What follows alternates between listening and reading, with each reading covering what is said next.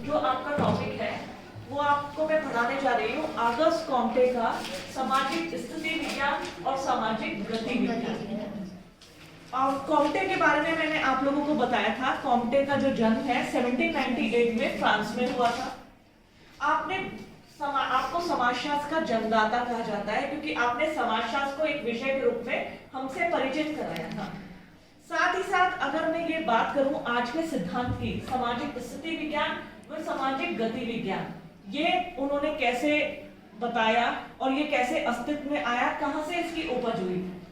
Comte का जन्म France में हुआ था और जब उन्होंने अपने इस सिद्धांत को दिया, कौन से सिद्धांत को, सामाजिक स्थिति विज्ञान और सामाजिक गति विज्ञान, उस समय फ्रांस में उथल पुथल का काल था, बहुत अव्यवस्थाएं थी, यानी कुछ भी सिस्टमैटिक नहीं था, अव्यवस्थाएं फैली हुई थी। उससे कॉम्टे बहुत ज्यादा प्रभावित हुए। उन्होंने कहा था यदि किसी सोसाइटी में, समाज में संतुलन नहीं है, एकता नहीं है, तो वो समाज कभी भी प्रगति नहीं कर सकता, कभी भी विकास नहीं कर सकता। तो उसी से प्रभावित होकर उन्होंने समाजशास्त्र को सामाजिक स्थिति विज्ञान या सामाजिक गति विज्ञान, उनकी एक परिभाषा भी थी, चाहे तो आप लिख सकते हैं। आपने समाजशास्त्र को मुख्य रूप से आपने समाजशास्त्र को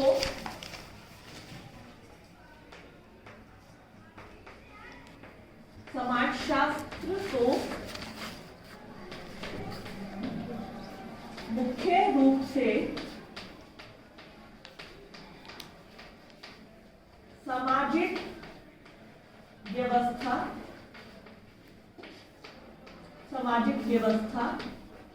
और सामाजिक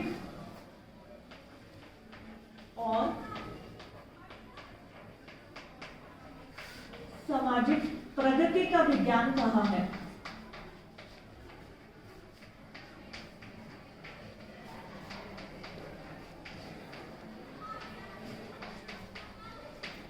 आपने समाजशास्त्र को मुख्य रूप से सामाजिक व्यवस्था और सामाजिक प्रगति का विज्ञान कहा है। कॉम्टे ने अपनी किताब लिखी थी पॉजिटिव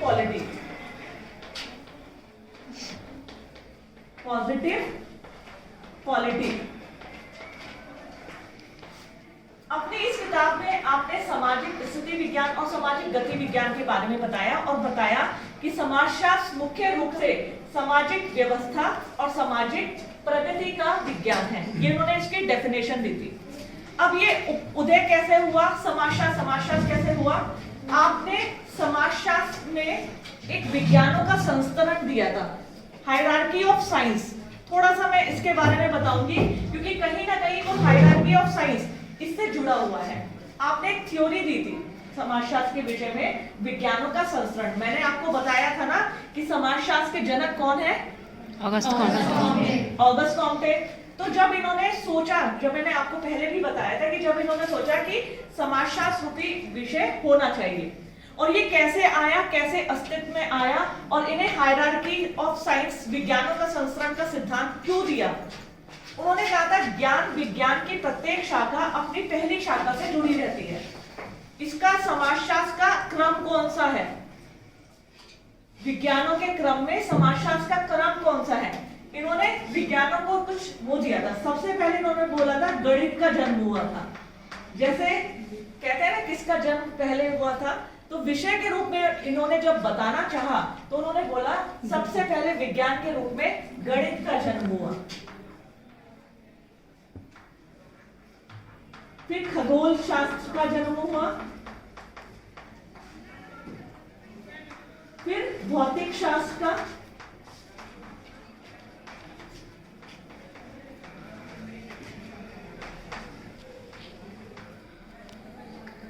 फिर रसायन शास्त्र का, फिर जीव विज्ञान का,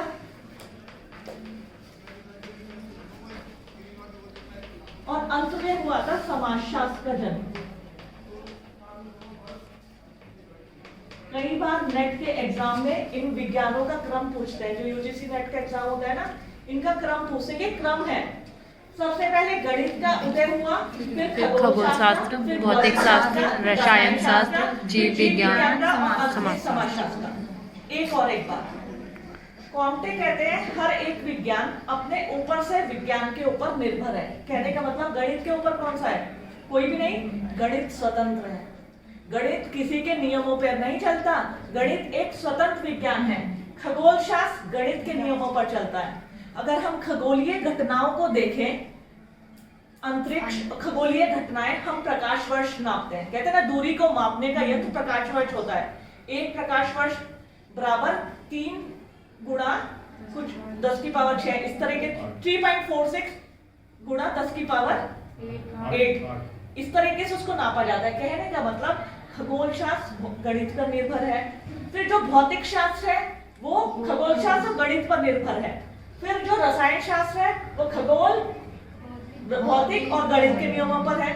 और जो रसायन शास्त्र है वो इन पर, और इसी प्रकार समाजशास्त्र जो है वो इन सब पर निर्भर है, मुख्य रूप से जीव विज्ञान पर। ऑगस्ट कॉम्टे कहते हैं जीव विज्ञान के जो नियम हैं उनसे कहीं ना कहीं समाजशास्त्र का जन्म हुआ है।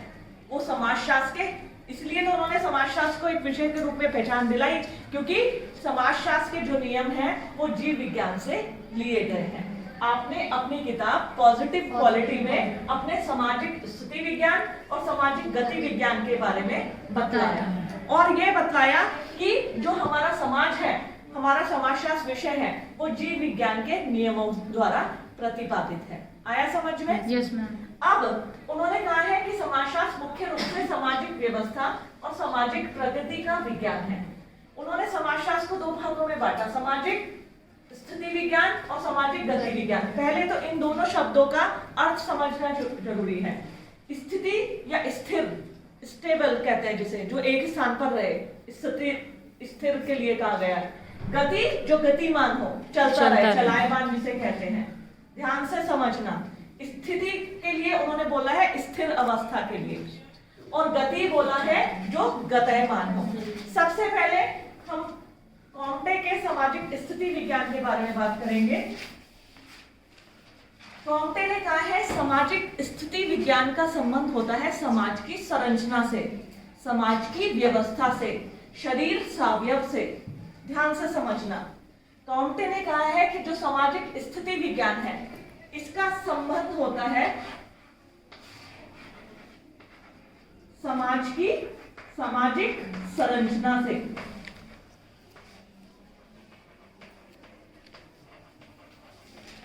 सामाजिक संरचना से, सामाजिक व्यवस्था से, सामाजिक व्यवस्था से, समाज के अस्तित्व से और शरीर सावयव से। अभी मैं तुम्हें डिटेल में बताती हूँ ये क्या है। देखिए, कॉम्टे कहते हैं जो सामाजिक स्थिति विज्ञान है उसका संबंध है सामाजिक संरचना, सामाजिक व्यवस्था, अस्तित्व और शरीर सावयव। देखने में शब्द थोड़े कठिन से हैं क्योंकि अभी अभी आपने एडमिशन लिया, जो बीए में पढ़ा था वो हल्का सा डिलीट हो गया। तो वास्तव में सामाजिक संरचना, सबसे पहले मैं इसे डिफाइन करूंगी सोशल स्ट्रक्चर को। आप इस कमरे में बैठे हैं, इस कमरे की संरचना कैसे बनी है? स्ट्रक्चर कैसे बना है कमरे का? ढांचा। हाँ बोलो बोलो। आयताकार। रेक्टेंगुलर है, किस चीज से बना है? अगर मैं एक जगह पर ईंट, पत्थर, सीमेंट और सरिये का ढेर लगा दूं, कमरा बन जाएगा? नो। कैसे बनेगा कमरा? जब हम निश्चित और क्रमबद्ध रूप से ईंट के ऊपर मसाला लगाते हैं, फिर ईंट रखते हैं, फिर सरिया लगाते हैं उनको आधार प्रदान करने के लिए कि वो गिरे ना। ध्यान से सुनिए मेरी बात। समाज की जो संरचना होती है उसका निर्माण भी विभिन्न अंगों से होता है। जैसे इस कमरे की संरचना का निर्माण अंग कौन कौन से? ईंट, पत्थर, रेत, सीमेंट, सरिया, लकड़ी, है ना? इन सब से मिलकर इस कमरे की संरचना बनी है। उसी प्रकार हमारे समाज की संरचना किस चीज से बनी है? जाति से, परिवार से, नातेदारी व्यवस्था से, धार्मिक संस्थाओं से, आर्थिक संस्थाओं से।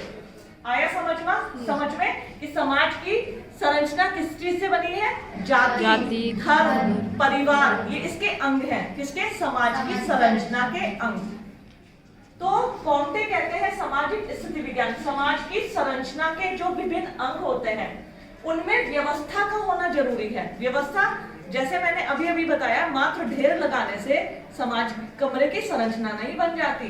तो मात्र जाति व्यवस्था, धर्म, परिवार, नातेदारी होने से किसी समाज की संरचना नहीं बन जाती जब तक उनके अंदर व्यवस्था ना हो। व्यवस्था कहते हैं हर एक अंग जो होते हैं क्रमबद्ध रूप से होते हैं, उनके अलग अलग कार्य होते हैं, उनके अंदर नियमों का प्रतिपादन होता है। तो कहने का मतलब समाज की संरचना जिन अंगों से बनी है उनमें एक व्यवस्था होती है। अस्तित्व कहते हैं नियमों और सिद्धांतों को, जिन नियमों और सिद्धांतों से वो बने हैं। और शरीर सावयव, ये इंपॉर्टेंट है, इसको थोड़ा डिस्क्राइब करूंगी। शरीर सावयव, ऑर्गन्स सावयव, शरीर के अंग। जैसे हम जो ये सावयव आया है, सावयव कहते हैं शरीर, जैसे हमारा ह्यूमन बॉडी का स्ट्रक्चर होता है, ह्यूमन बॉडी का पूरा स्ट्रक्चर सावयव कहलाता है।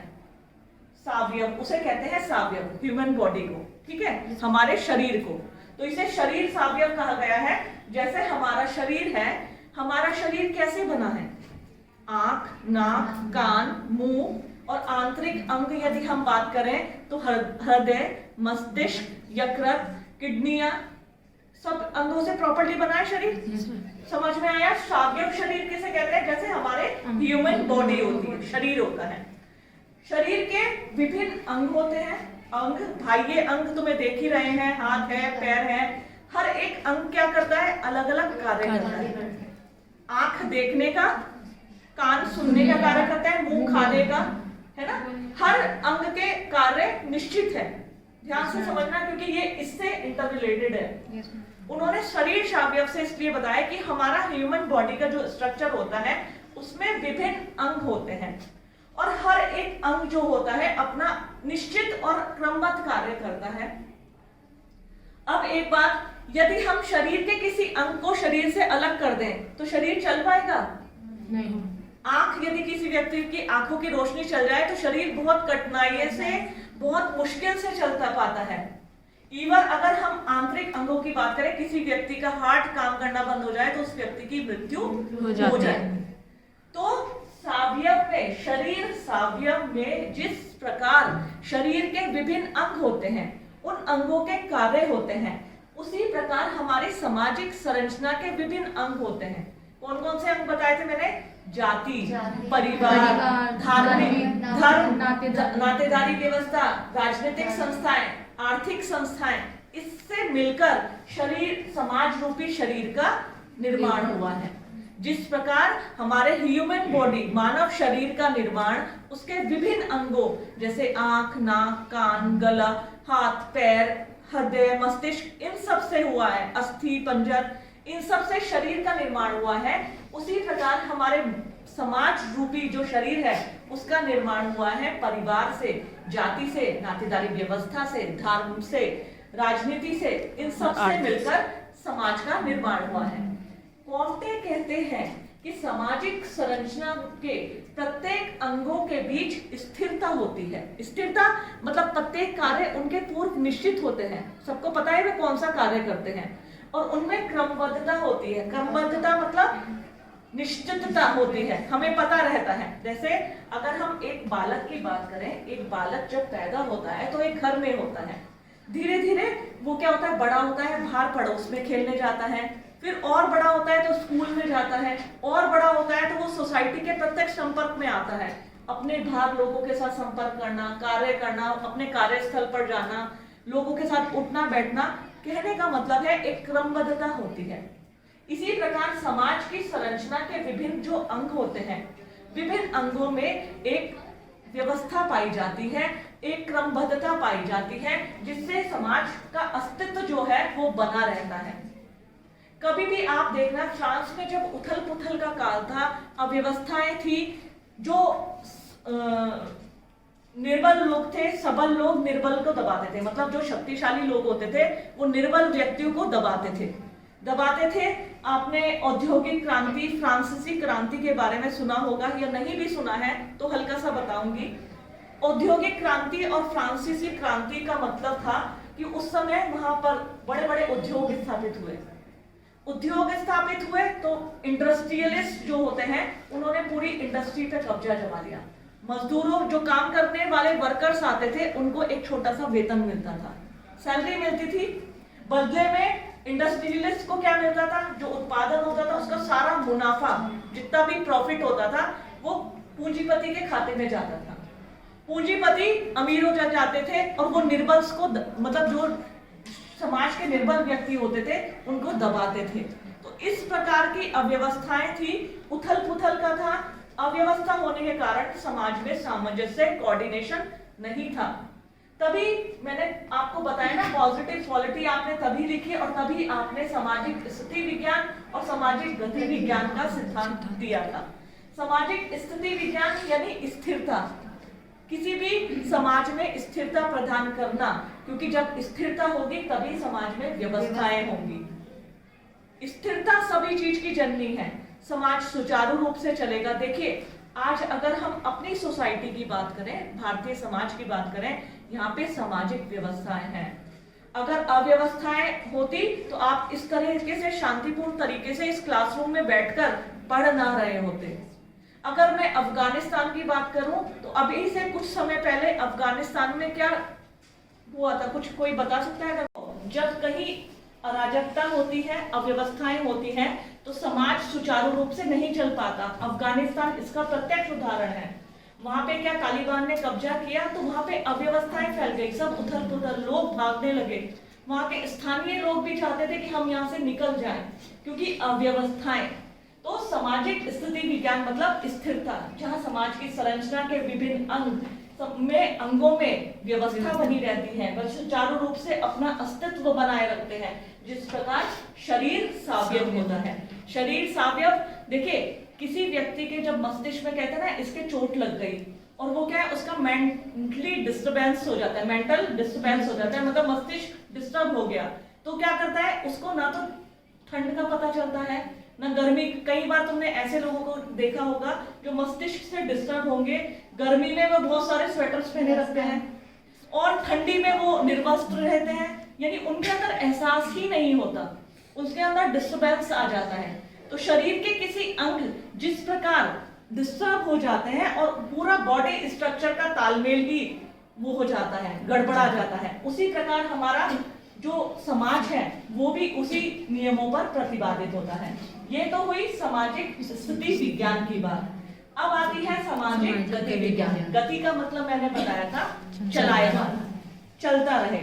सामाजिक गति विज्ञान का मतलब उन्होंने बोला है समाज के विकास से, समाज की प्रगति से। अगर हम बात करें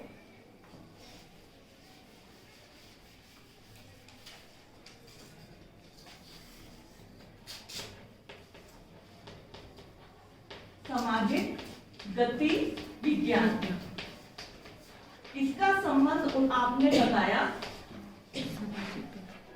विकास से, समाज के विकास और प्रगति से। सामाजिक गति विज्ञान को समाज का विकास और समाज की प्रगति बोला है। आपने बताया है कि हमारे समाज में जो विभिन्न अंग होते हैं, अभी उन्होंने अंगों के बीच कोऑर्डिनेशन होता, सामंजस्य होना, वो तो था स्थिति विज्ञान। लेकिन प्रत्येक अंग कार्य क्या करते हैं, उनके बीच कार्य करने के बाद कौन से नियम सिद्धांत होते हैं, उनके वर्किंग स्टेज को इसमें उन्होंने बताया है। इसमें सामाजिक गति विज्ञान कि प्रत्येक अंग अपना अपना कार्य करते हैं, वो कभी दूसरे का कार्य नहीं करते। प्रत्येक अंग समाज के, जाति व्यवस्था, धर्म जो धार्मिक कार्य करेगा, हमारी जो सामाजिक संस्थाएं हैं, सामाजिक संस्थाओं के विभिन्न अंग, धार्मिक संस्थाएं, आर्थिक संस्थाएं, आर्थिक लेन देन, उत्पादन, उपभोग, विनिमय, ये सब कार्य करती हैं। धार्मिक संस्थाएं धर्म को चलाने का कार्य करती हैं, राजनीतिक संस्थाएं राजनीति को चलाने का कार्य करती हैं। यानी जो कार्य और क्रियाएं, जो क्रियाएं संपादित की जाती हैं, वो सामाजिक गति विज्ञान के अंतर्गत आता है। जो अंग होते हैं उन अंगों के बारे में बताया गया है स्थिति विज्ञान के अंतर्गत, और गति विज्ञान के अंतर्गत उनके विकास और प्रगति को बताया गया है, डेवलपमेंट एंड प्रोग्रेस, कि किस प्रकार इन सामाजिक संस्थाओं के विभिन्न अंगों का विकास होता है, किस प्रकार डेवलपमेंट होता है। और एक और बात, जैसे शरीर के अंग, आंख सुनने का कार्य नहीं कर सकती है, आंख सिर्फ देखने का कार्य करती है, उसी प्रकार और इनके कार्य पूर्व निश्चित हैं, इनके कार्य पूर्व निश्चित है। हमें पता है हमारे हाथ में ग्रिप है, पकड़ सकते हैं, लिख सकते हैं, कोई भी कार्य हाथ से कर सकते हैं। वो कार्य हम पैर से नहीं कर सकते हैं, जो काम हम हाथ से कर सकते हैं। मजबूरी में बहुत से लोग करते हैं, लेकिन ऐसा संभव नहीं है। उसी प्रकार समाज की विभिन्न संस्थाओं के, समाज के विभिन्न अंगों के कार्य निश्चित होते हैं। हमें पता है परिवार का कार्य क्या है, अपने सदस्यों की देखभाल करना, उनको प्रोटेक्शन देना, उनका लालन पालन करना, उनका पोषण करना, ये परिवार का कार्य है। जाति का कार्य क्या है, ये भी पूर्व निश्चित है। धर्म का कार्य क्या है, पूर्व निश्चित है। एक शिक्षण संस्था है, शिक्षण संस्था में बच्चों का इलाज होता है, मस्तिष्क का, हार्ट का, है ना। ये अस्पताल में होता है। शिक्षण संस्थान के कार्य होते हैं पढ़ाने का, आपके नॉलेज को बढ़ाना, इंक्रीज करना, आपके ज्ञान को बढ़ावा देना, ये शिक्षण संस्थान का कार्य है। कहने का मतलब इतना है कि सभी संस्थाओं के कार्य जो होते हैं वो होते हैं पूर्व निश्चित, कि कौन सी संस्था कौन सा कार्य कर रही है। तो उन कार्य के लिए कौन से नियम हैं, किस प्रकार वो चलती है, ये सब हमारे सामाजिक गति विज्ञान में बताया जाता है। आपने जो इन्होंने सामाजिक गति विज्ञान के बारे में बताया, आपने बताया इसका संबंध भूतकाल, भविष्य और वर्तमान तीनों से है, क्योंकि हमारे बहुत से नियम हमारे पूर्वजों ने बनाए थे, जिनका पालन हम आज कर रहे हैं। इसको कॉम्टे ने एक स्टेटमेंट से बताया। कॉम्टे ने एक स्टेटमेंट दी थी कि मर्द हमेशा जीवित पर शासन करते हैं। अब इस स्टेटमेंट का मतलब तुम कुछ समझे, कोई बताएगा मुझे? कोई भूत से नहीं है, पूर्वजों से है। देखो, पूर्वजों के बनाए गए नियम, धार्मिक विश्वास, हम भले ही आज किसी भी युग में जी रहे हैं, हम आज भी उनका पालन करते हैं, कोशिश करते हैं। तो ये किस लिए कहा गया है, मर्द हमेशा जीवित पर शासन करते हैं? ये इसलिए कहा गया है क्योंकि जिन हमारे पूर्वजों ने जो नियम बना दिए थे कि पीपल का पेड़ पूजनीय है, तुलसी पूजनीय है, ये किसने बताया था? हमारे पूर्वजों ने। ठीक है, कि बिल्ली जब रास्ता काट जाती है तो अशुभ होता है, ये हमने बनाया है नियम, हमारे पूर्वज बना के चले गए थे। लेकिन आज भी जब मैं बिल्ली को देखती हूँ तो मैं खड़ी हो जाती हूँ कि पहले दूसरा व्यक्ति जाएगा तब मैं क्रॉस करूंगी। कहने का मतलब नियम बन गए, और तभी तो कहा गया मर्द हमेशा जीवित पर शासन करते हैं। ये इनकी स्टेटमेंट है, ये नेट के एग्जाम में आई हुई है। तो कहने का मतलब उन्होंने बोला कि सामाजिक गति विज्ञान में जो है भूतकाल, भविष्य और वर्तमान, यानी जो फ्यूचर में घटित हो गया इतिहास, उसको भी ग्रहण किया जाता है, उसको भी देखा जाता है, उसमें क्या था, उसको वर्तमान के संदर्भ में जो हमारी देखो धर्म क्या है, धार्मिक विश्वास है, धर्म है, ये हमारे पूर्वजों ने ही अस्तित्व में ला दिया था। कल मैंने आपको 3 स्तर का नियम बताया था, है ना, धार्मिक, तात्विक और प्रत्यक्षवादी स्तर। तो ये सब जो भोग देवत्व थे, देवी देवता थे, ये हमारे पूर्वजों की देन है हमें। और इवन आज हम जिस शिक्षा को, आज हम आधुनिक शिक्षा ग्रहण कर रहे हैं, लेकिन ये शिक्षा का अस्तित्व आज से हजारों वर्ष पूर्व ही अस्तित्व में आ गया था, आश्रम पद्धति के रूप में। तो इस शिक्षा को हम कहते हैं ना, मर्द हमेशा जीवित पर शासन करते हैं। जिस हम चिकित्सा व्यवस्था की बात करते हैं, इस चिकित्सा व्यवस्था कहाँ से आई थी? आज हम हॉस्पिटल में इलाज कराने जाते हैं, इलाज पहले भी हुआ करते थे, पहले भी टूटी हुई हड्डियों को फटियों की सहायता से लेप चढ़ाकर जोड़ा जाता था, इलाज किया जाता था, जख्मों का इलाज किया जाता था। तो कहने का मतलब आज हम जिस युग में जी रहे हैं, तो ये इनकी स्टेटमेंट बिल्कुल जीवंत और सकारात्मक है कि मर्द हमेशा जीवित पर शासन करते हैं, कि आज हम उन नियमों का पालन कर रहे हैं जो इतिहास में घटित हो चुके हैं, उनको हम वर्तमान में लागू कर रहे हैं, और कहीं ना कहीं हम भविष्यवाणी भी कर सकते हैं। भविष्य में क्या घटित होगा, कैसे होगा, आगे आने वाली पीढ़ी कैसी आएगी, ये हम बता सकते हैं। वो कैसे? अगर मैं कहने लगूं भारत में से परिवार का अस्तित्व समाप्त हो जाएगा, परिवार नहीं रहेंगे, कुछ परिवार नहीं होगा, मानोगे इस बात को? बोलो, सब अपना अपना व्यक्त करो। तुम बताओ, बोल अनुराग, क्या बोला था तू? मुश्किल है।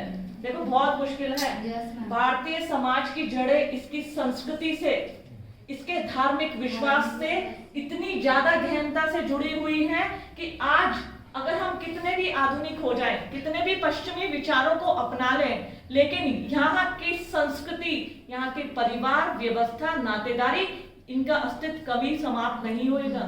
जाति व्यवस्था, धर्म, इनका अस्तित्व समाप्त, इनमें बदलाव, क्षणिक बदलाव आ सकते हैं और आए भी हैं, लेकिन इनका अस्तित्व एज इट इज रहेगा। तो हम ये भविष्यवाणी भी कर सकते हैं। और अपने सिद्धांत में आगस्ट कॉम्टे ने अपने सामाजिक स्थिति विज्ञान और सामाजिक गति विज्ञान में यही बतलाने का प्रयत्न किया है कि सामाजिक स्थिति विज्ञान का संबंध है स्थिरता से, सामाजिक गति विज्ञान का संबंध है गतिमान से, चलने से, जो हमेशा क्रियाशील रहे। तो समाज के विभिन्न अंग और उनके कार्य किस प्रकार सामाजिक व्यवस्था को बनाए रखने में अपना योगदान देते हैं। इसलिए तो उन्होंने कहा था कि समाजशास्त्र जो है सामाजिक व्यवस्था और सामाजिक गति का विज्ञान है। ये है आगस्ट कॉम्टे का सामाजिक व्यवस्था और सामाजिक गति विज्ञान।